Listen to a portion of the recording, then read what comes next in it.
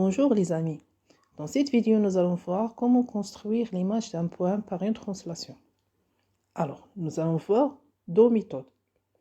Ici, nous allons construire le point D, image de point C, par la translation qui transforme A en B.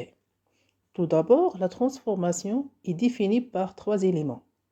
La droite AB, la longueur AB et le sens de A vers B. Pour faire cette construction, je vais faire glisser le point C suivant une droite parallèle à AB sur la longueur AB et dans le sens qui est de A vers B.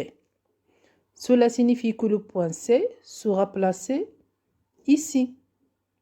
Donc, pour construire le point C, nous allons utiliser une règle et une équerre.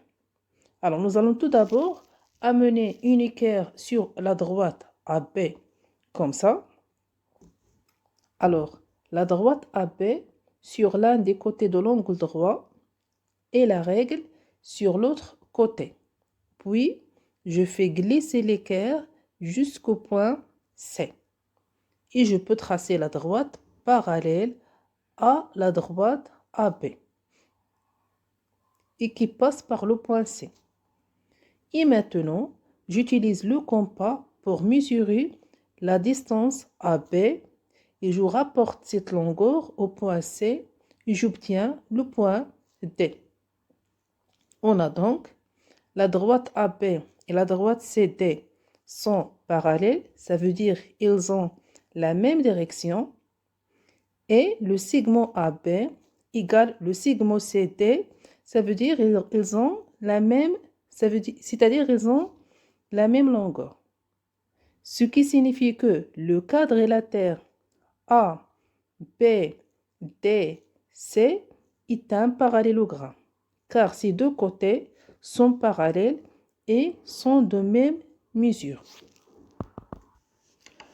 Cela signifie que nous pouvons construire le point D d'une autre manière en utilisant uniquement le compas et la règle. Alors, nous allons faire cette construction avec le compas. On commence par prendre la mesure de côté AB. Je la rapporte vers le point C et je trace un arc de cercle. Je prends ensuite la mesure de côté AC et je la porte vers le point B et je trace un autre arc de cercle. Le point d'intersection de deux arcs sur le point D. Voilà les deux méthodes de construction de l'image d'un point par une translation.